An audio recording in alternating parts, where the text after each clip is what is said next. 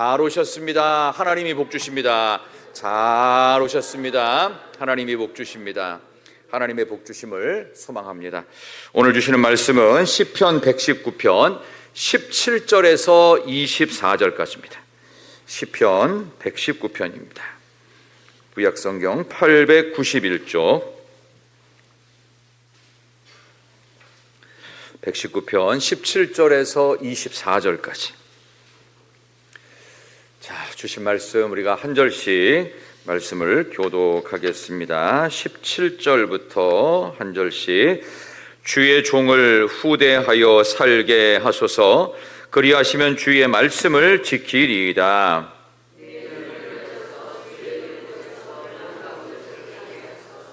나는 땅에서 나그네가 되었사오니 주의 계명들을 내게 숨기지 마소서.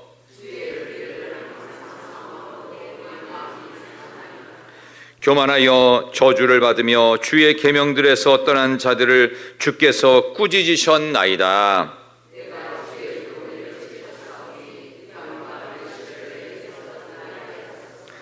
고관들도 앉아서 나를 비방하였사오나 주의 종은 주의 율례들을 작은 소리로 읊조렸나이다. 나의 즐거움이요 나의 충고자니이다. 아멘. 잘 읽으셨습니다. 우리 한 번 더 오늘 말씀의 의미를 생각하면서 이렇게 한번 인사하도록 하겠습니다. 말씀대로 사는 당신이 희망입니다. 인사합시다. 말씀대로 사는 당신이 희망입니다. 말씀대로 사는 여러분들이 희망입니다. 한 가지 광고를 좀 미리 드리면요. 지금 교회 화장실 공사가 좀 본격적으로 진행 중에 있어서 조금 냄새도 좀 불편하실 수 있고 또 화장실 가는 것도 좀 많이 어려우실 수가 있어서 좀 양해를 구합니다.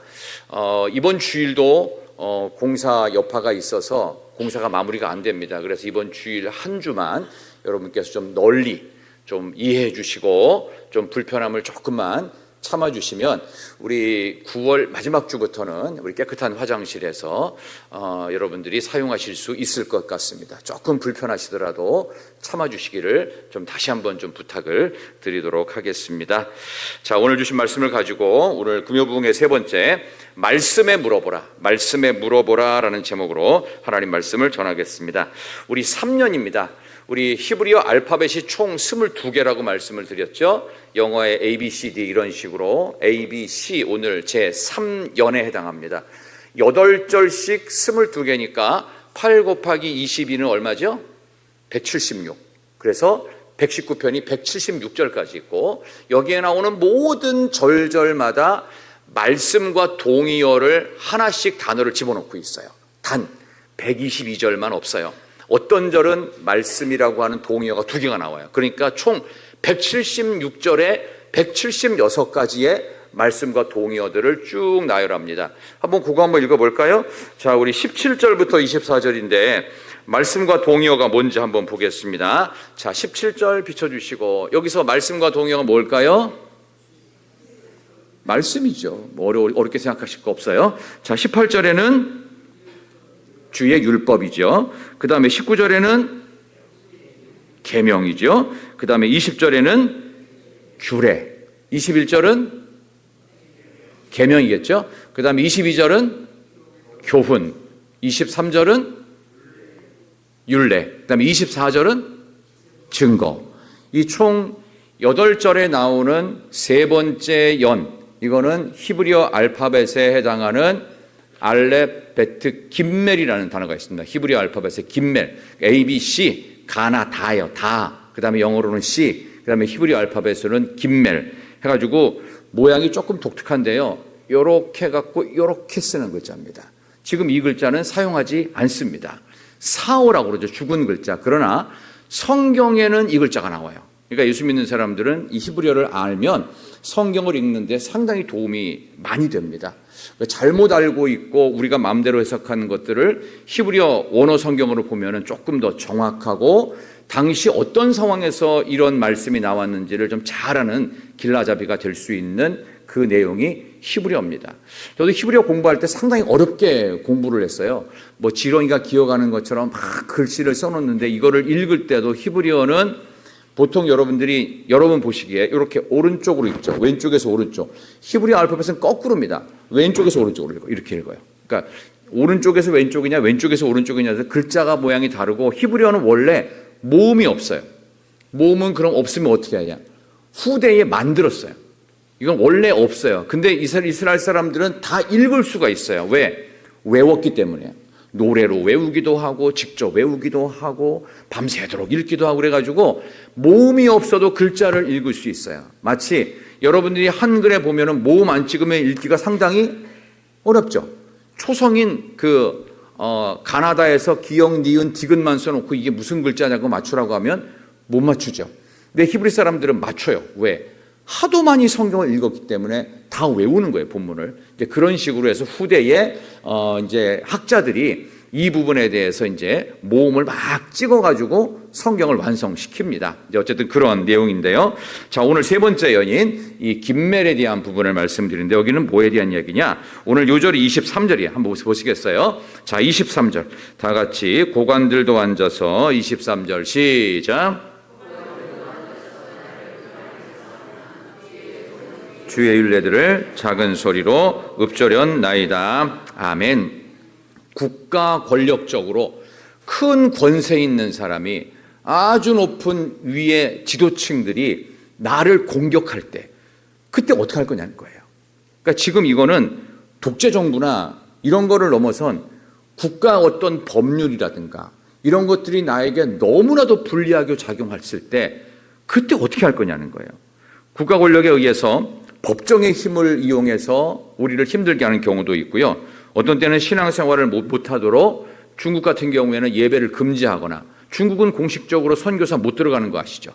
이슬람도 거의 똑같습니다. 이런 경우에 어떻게 할 거냐 이거예요. 이미 예수를 믿고 신앙생활을 하는데 세상 권력의 레파토리는 다 똑같습니다. 딱 하나예요. 그들의 권력을 통해서 죄목이 이렇다라고 지정을 해버려요. 그리고 나서 어떻게 해요? 힘들게 하는 거예요. 이게 모든 독재 국가 권력의 기본 틀이고 다 레파토리입니다. 이런 식으로 죄목 미리 정해놓고 이게 어떻게 보면 죄가 아닐 수 있어요. 근데 죄목을 정해놓고 두들겨 패는 식으로 사람을 잡는 방식이에요. 그러니까 여기 당시 이 시편의 기록자를 예를 들면 다윗이라고 한다면 이 다윗 당시에 얼마나 국가의 권력이 독재적으로 흘러가고 독재가 아니에요. 완전히 악당 같은 삶의 모습이었어요. 이런 상황에서 우리가 어떻게 할 거냐? 이제 그 얘기입니다. 그러니까 이스라엘 옆에 있는 블레셋은 하나님을 모르는 이방 세계이기 때문에 우상을 숭배하는 모든 나라들은 전부 다 국가 권력으로 백성들의 고혈을 짜냅니다. 그래서 힘들게 하겠죠. 그래서 이렇게 간담을 서늘하게 하는 국가 권력적인 어마어마한 권세 앞에 여러분 어떻게 하시겠습니까? 여러분들이 아무리 한 거를 해도 이게 힘이 없어요. 해결이 잘 안 돼요. 근데 해결할 방법이 있대요. 그게 뭘까요? 더 큰 백이 있으면 되겠죠. 그럼 더 큰 백, 더 강력한 거, 더 압도적인 게 뭘까요? 오늘 성경에 나와요. 말씀을 읊조린다라고 하고 있습니다. 이거 옛날 성경에는 이것을 말씀을 묵상한다. 이 묵상한다, 읊조리다라는 말이 뭐냐 하면은 중얼중얼대다 그 뜻입니다. 그러니까 쉽게 말하면 하나님의 말씀, 여호와는 나의 목자시니 내가 부족함이 없으리로다. 그가 나를 푼초장에 누이시며 쉴만한 물가로 인도하시는도다. 이런 내용들을 중얼 계속 입에서 입만 열면 말씀이 툭툭툭 튀어나올 정도로 계속 입에서 말씀이 웅얼 대대한 거, 그게 읊조리는 거예요. 근데 이게 무슨 효과가 있을까요? 효과가 있습니다. 그러니까 이걸 안 해보니까 그렇지 하면 효과가 있어요. 히브리서에도 보면 신학시대 때도 이런 부분을 이렇게 강조하고 있습니다. 국가가 힘들게 하는 신앙의 박해 상황에서 히브리서 11장 33절 볼까요? 히브리서 11장 33절을 보겠습니다. 한번 보겠습니다. 히브리서 11장 33절. 신약 성경은 366쪽입니다. 히브리서 11장 33절. 그들은 믿음으로 나라들을. 자, 히브리서 11장 33절. 그들은 시작.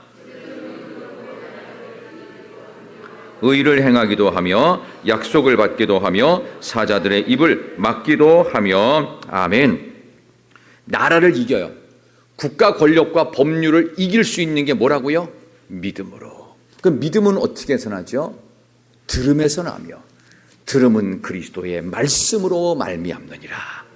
믿음은 하나님의 말씀이 들려질 때 그때 생기는 거다. 그럼 여러분들에게 또 저에게 우리 모두에게 믿음이 안 생길 때는 뭐가 없다는 얘기예요?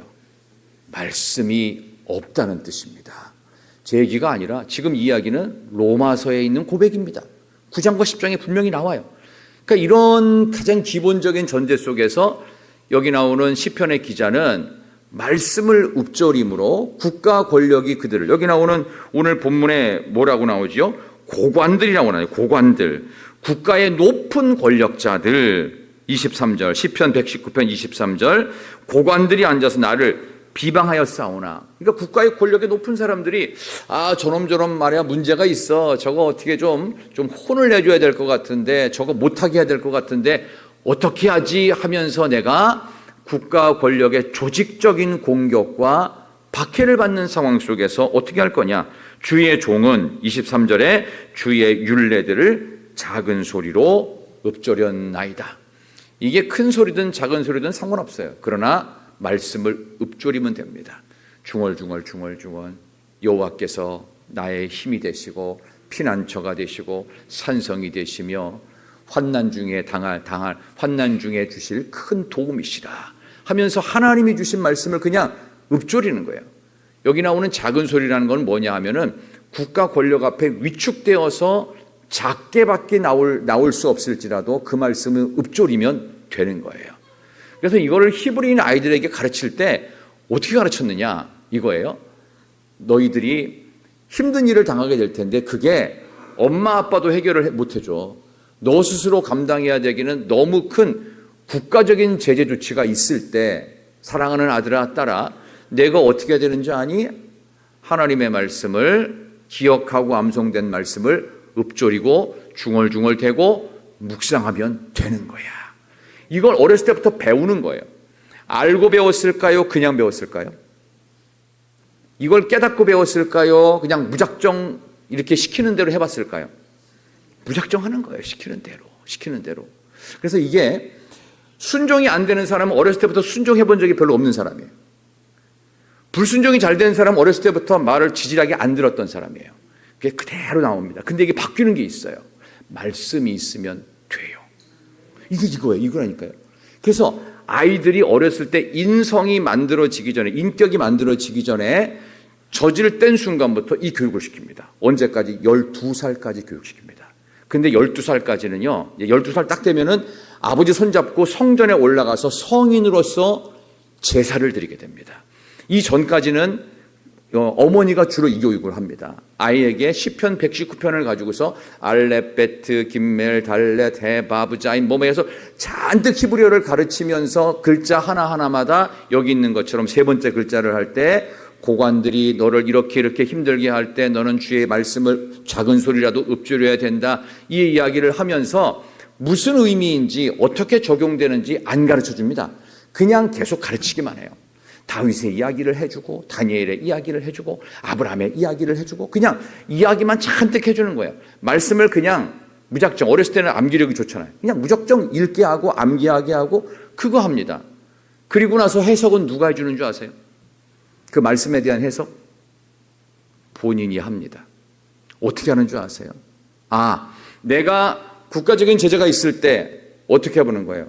우리 엄마가 작은 소리라도 말씀을 읊조리라고 했지 본인이 순종하고 해보면서 경험으로 깨닫는 거예요. 온몸으로 느끼는 거예요. 이랬더니 내 마음속에 환경은 아무것도 개선되지 않았어요. 조건 좋아진 거 한 개도 없어요. 그러나 내 마음에 왠지 담대함이 생기더라. 왜? 우리 엄마가 그렇게 가르쳐줬어. 아주 어릴 때부터. 그래서 머리에 각인시키는 거예요. 그래서 이거를 알고 하는 게 아닙니다. 그냥 하는 겁니다. 그냥 그 교육이 영적으로 만들어지는 겁니다. 오늘 우리 교회에서 최연소 참석 금요 부흥회 어린이가 있습니다. 그렇게 가르치는 거예요. 사랑하는 신랑 신부 그렇게 가르치는 거라고요. 깨닫고 적용시킬 거 없어요. 그냥 알려주는 거예요. 이렇게 하는 거야, 이렇게 하는 거야, 이렇게 하는 거야. 그래서 12살쯤 되면 얘가 이제는 머리를 굴리기 시작하고 생활 속에 관계를 맺고 친구도 맺어가면서 그때까지 전혀 해석을 안 해요. 스스로 해석이 됩니다. 그래서 이스라엘의 도서관을 가면 시끄럽다고 그러죠. 그거 왜 그런 줄 아십니까? 어렸을 때부터 배웠던, 들었던 내용이 너무 많은 거예요. 그러니까 어떻게 해요? 이스라엘의 도서관은 굉장히 시끄럽습니다. 조용한 구석이 없어요. 조용하게 묵상했던 건 어렸을 때. 그러나 도서관에 왔을 때는 그동안 들었던 12년 동안에 부모로부터 들었던 이 쉐메아 교육을 어떻게 해요? 입으로 다 꺼내놓는 겁니다. 하나님의 말씀이 술술술 나와요. 그냥 다 나와요. 그래서 그거를 본인의 삶으로 느끼고 내가 그때마다 어떻게 했던 이야기들이 나오면은 이 도서관이 왁자지껄해요. 엄청난 책들이 장서들이 있음에도 불구하고 거기는 함께 신앙의 토론장이 됩니다. 그래서 하나님의 나라 신앙을 만들어가요. 그러니까 이게 이스라엘 나라입니다. 저는 우리 교회도 그랬으면 좋겠어요. 여러분들이 이제 주일날 예배드리고 식사를 하시고 뭐 차 한잔 마시고 나면 무슨 얘기하세요? 일주일 동안 뭐 하며 살았는지 얘기하시죠.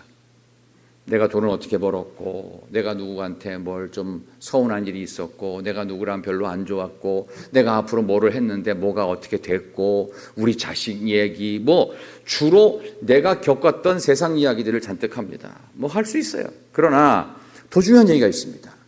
이스라엘의 도서관이 왁자지껄할 때 무슨 얘기가 나온다 그랬죠?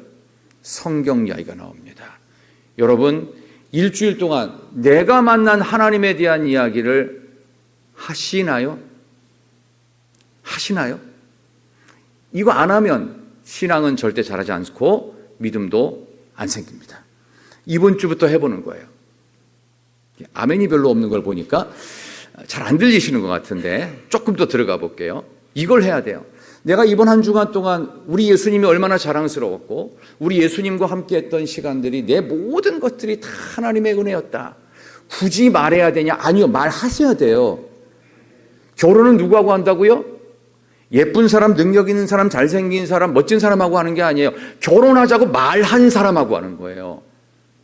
내 아를 낳아도 그런 사람하고 결혼한다니까요. 그 권 집사님 딱 나오죠. 하순의 집사님하고 어떻게 결혼했어요? 내 아를 낳아도 안 했어. 뭐 모르겠어요. 어떻게 했는지 모르겠는데. 아니, 본인이 결혼하자고 말을 했을 거 아니에요. 말하는데 가만히 있는데 하순의 집사님이 영적으로 막 해가지고, 나는 권 집사님하고 결혼을 해야 될 거. 이런 일은 없어요. 본인 입술을 열어요. 아이들이 입술을 열어서 엄마 아빠가 가르쳐주는 성경을 자꾸 읊조리는 거예요. 말하는 거예요. 말해야 돼. 말하지 않고는 몰라요. 알아먹으라고 못 알아먹습니다. 사람은. 여러분 중고등학교 때 미분 적분이라고 하는 어려운 수학을 배웁니다. 그거 뭐 하는 데 쓰이는 줄 아시죠? 다리 만들 때 쓰는 게 미적분이에요. 저도 나중에 알았어요. 근데 그거를 그 당시에 가르쳐주면요, 애들이 공부를 안 합니다. 일단 풀이 과정을 배우고 공식에 대입시켜서 변칙적인 문제를 풀어내고 나중에 이과 전공하다 보니까 이게 이때 필요한 거였구나. 그래서 미적분을 배웠구나. 뭐 이렇게 가는 거예요. 이렇게. 그때는 모릅니다. 내가 이걸 왜 해야 되는지. 그러니까 어린아이가 태어나서 젖을 떼는 순간부터 성경을 가르치면서 글자 교육을 시킵니다. 그때부터 내가 세상의 고관들이 뭔지 단어의 뜻도 모를 때 그 고관들이 너를 비방하게 될 날이 올 텐데 비방이 뭐야? 고관이 뭐야? 아니야, 그냥 들어봐. 그때마다 작은 소리라도 하나님 말씀을 자꾸 중얼중얼하는 거야. 중얼중얼 뭐가 중얼중얼이야? 이렇게 배우는 거예요. 이렇게 가야 돼요.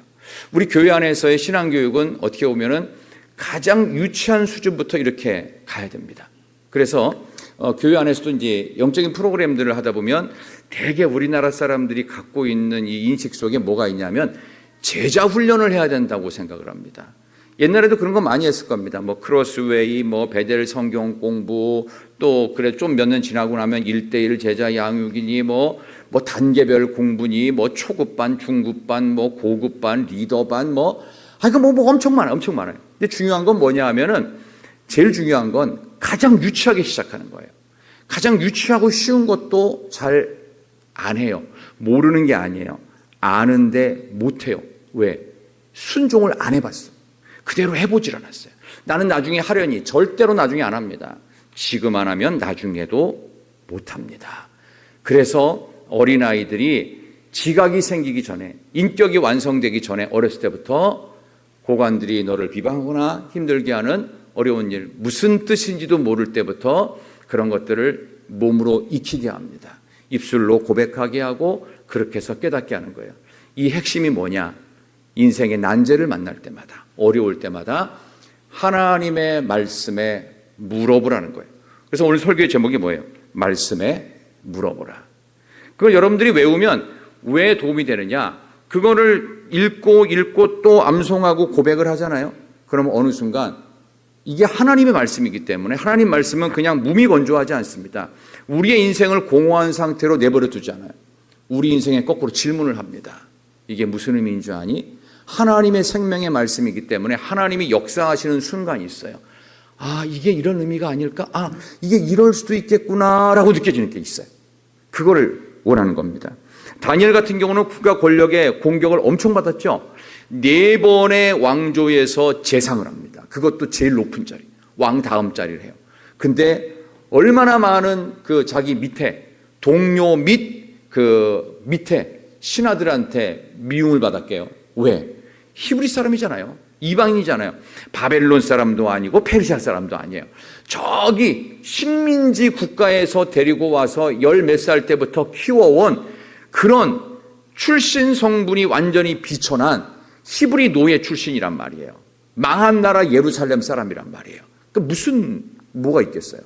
뿌리도 없고 근본도 없는 저 녀석을 왜 우리가 우리보다 윗자리인 사람으로 인정해야 되냐 이거예요. 그래서 수많은 사람들이 공격을 했죠. 그래서 어느 날 한 번은 여러분이 잘 아는 것처럼 사자골 사건 나오잖아요. 한 달 동안은 배합계, 우리 황제에게만 절하게 하고 그 누구에게도 절하지 못하게 해보십시오. 왕으로서는 뭐 손해볼 거 없으니까 했는데, 그때 예루살렘으로 난 창문을 향하여 하루에 3번씩 감사하며 기도하고 예배했던 다니엘에게는 딱 걸리는 거예요. 그러니까 남을 공격할 때도 그 사람을 알아야 공격이 쉬워요. 근데 얼마나 다니엘에 대해서 면밀하게 연구했고 그의 행동이 얼마나 딱딱딱 예측 가능한 루틴으로 갔는지, 그가 사라진 시간은 꼭 집에 돌아가서 예루살렘으로 난 창문을 열고 기도했던 것들이 늘 발견된 거예요. 얼마나 기도를 규칙적으로 했는지 다른 사람들 다 알았어요. 그러니까 그거를 일부러 공격합니다. 그때도 어떻게 했을까요? 다니엘은 감사의 기도를 멈추지 않았어요. 말씀을 읊조리는 일을 멈추지 않았어요. 그래서 다니엘이 사자굴에 들어가도 안 죽는 겁니다. 하나님의 말씀은 여러분이 어떤 큰 권력의 침탈 속에서도 살아남게 합니다. 그래서 우리가 잊지 말아야 될 것, 하나님 말씀을 여러분의 가슴 속에 품으시고 그 말씀이 여러분에게 입술에, 여러분의 가슴에, 영혼에 있기를 진심으로 축원합니다. 여러분 모두를 향하신 하나님의 말씀입니다. 율례를, 말씀을 작은 소리로 읊조린다. 이것은 시편의 정확한 전통입니다. 어려움이 있을 때는 말씀을 중얼중얼 암송하라. 우리 하나만 더 절수를 한번 읽어보겠습니다. 자, 우리 22절 볼까요? 자, 22절, 내가 주의 교훈들을, 22절 시작. 내게서 떠나게 하소서. 아멘. 하나님의 말씀이 아이들에게 거꾸로 질문을 해와요. 하나님, 제가 이렇게 교훈들을 지켰습니다. 비방과 멸시를 내게서 떠나게 해주십시오 라고, 얘야 너 어렸을 때부터 이렇게 고백하고 살아야 돼. 하나님, 저는요 하나님의 교훈 말씀을 지켰어요. 비방 멸시가 있을 때 하나님 떠나가게 해주세요. 근데 정말 떠날까요? 안 떠날까요? 안 떠납니다. 근데 이걸 뭐하러 외우죠? 그런 비방과 멸시가 있어도 하나님의 말씀이 있으면 안 흔들려요. 오뚜기 인형 혹시 아세요? 그 가운데 뭐가 있어요? 그 뜯어보면 뭐가 있죠? 무거운 철덩어리가 하나 있어요. 그래서 어느 쪽으로 넘어뜨려도 원래대로 돌아옵니다. 이쪽으로 가도 돌아오고 뒤로 가도 돌아오고 완전히 한 바퀴 돌려도 원래대로 딱 서 있습니다. 말씀의 생명력이 묵직하게 내 인생을 버티고 있으면 아무리 흔들려고 해도 비방과 멸시가 있어도요, 어떻게 해요? 내가 중심을 잡습니다. 말씀이 그 역할을 하게 한다는 거예요. 그걸 아이들이 어렸을 때부터 계속 느끼고 체험하고 고백했겠죠. 여러분들도 꼭 그렇게 될 수 있기를 진심으로 축원합니다. 말씀이 여러분에게 말을 걸 겁니다. 얘야, 사랑하는 아들과 딸들아, 너희들에게 하나님이 이런 말씀 주셨는데 이 말씀 갖고 흔들리지 말아야 돼. 좌우로나 우로나 치우치지 말아야 돼. 전라도 담양이 전라도 맞나요? 맞습니까? 지금 어딘지 기억이 안 나요. 어쨌든 전라도 어디에 갔는데 이렇게 뭐라고 해야 되나요? 대나무 아시죠? 대나무가 강한 이유는 중간에 매듭이 있기 때문이라고 그랬어요. 그래서 이제 그걸 보니까 요만큼 자라다가 또 멈췄다가 또 요만큼 또 자랍니다. 그때 매듭이 생기고 또 매듭 생기고 또 매듭 생기고. 그래서 대나무는 이렇게 곧게 뻗기는 하지만 매듭이 중간중간에 다 있어요. 그래서 강한 나무가 된다고 합니다. 근데 바람이 불면 이 대나무가 어떻게 되죠? 휘청. 그것도 엄청나게 휘청거려요. 근데 원래 자리로 거의 돌아옵니다. 휘둘리는 것 같지만 부러지지 않습니다. 휘둘리는 것 같지만 망가지지 않습니다. 세상 속에 휘둘리는 것 같지만 항상 원래 자리로 돌아옵니다. 그게 중심을 잡는 하나님의 은혜의 말씀이다. 중간중간에 우리 인생의 매듭을 지어야 될 때가 있어요. 이전과는 다른 단절하고 새 출발을 할 때가 있어요. 그때 매듭 짓는 게 하나님 말씀이에요. 이때마다 말씀으로 우리의 삶을 재해석해야 됩니다. 그거를 이스라엘의 아이들은 어렸을 때부터 훈련을 받는 거예요. 얼마나 많은 훈련과 기초가 돼 있겠습니까? 사랑하는 아이들아, 너희들에게 어려움이 닥쳐오면 말씀을 중얼중얼 암송하면서 말씀에 물어보는 인생이 되어야 돼. 말씀이 무슨 뜻인지도 모르고 말씀이 해석되지도 않고 적용되지 않아도 상관없어. 말씀을 지키기만 하면 모든 비방, 멸시도 사라지는 것을 느끼게 될 거야. 사라지는 게 아니라 본인이 흔들리지 않는 것을 깨닫게 됩니다. 그리고 말씀을 읊조리는 것 자체가 잘하는 일이야. 국가 권력의 고관들이 너를 비방한다고 해도 내가 읊조린 그 말씀이 너를 지킨단다. 이거를 가르쳐주고 있어요. 그리고 맨 마지막 우리 24절 볼까요? 24절 제가 참 이렇게 좋은 말씀이 있나 싶었는데 한 번 더 읽어보겠습니다. 자, 시편 119편 24절입니다. 한번 같이 읽겠습니다. 주의 증거들 시작. 충고자니이다. 아멘. 한 번만 더 시작. 주의 증거들은 나의 즐거움이요 나의 충고자니이다. 한 번 더 시작. 주의 증거들은 나의 즐거움이요 나의 충고자니이다. 한 번만 더 시작. 주의 증거들은 나의 즐거움이요 나의 충고자니이다. 아멘. 자, 눈 감고 시작. 주의 증거들은 나의 즐거움이요 나의 충고자니이다. 아멘. 여러분들 한 구절 외우고 돌아갑니다. 119편 24절. 말씀은 여러분에게 즐거움이 되고 여러분을 충고해주는 귀한 하나님의 생명입니다. 말씀을 가지고 여러분들이 즐거움을 삼으십시오. 말씀을 갖고 여러분들이 누군가로부터 조언과 상담받기 원하면 하나님 말씀에 질문을 거십시오. 하나님, 저에게 가르쳐 주십시오. 저에게 충고해 주십시오. 저에게 사라졌던 기쁨, 즐거움을 회복시켜 주시옵소서. 여러분, 말씀에 물어보십시오. 하나님, 말씀에 제가 어떻게 해야 된다고 말씀하시기를 원하시나요? 하나님, 저에게 말씀해 주세요. 가르쳐 주세요. 이게 대단히 중요합니다. 사실은 이런 훈련들을 여러분들이 하시면 너무나도 좋겠다라는 생각을 하면서 어떤 위협이 있을지라도 그게 조직적이고 국가적이고 법률적으로 바꿀 수 없는 그런 공격이 있을지라도 여러분에게 말씀이 있는 한 여러분들은 흔들리지 않는 하나님 백성 될 줄로 믿습니다.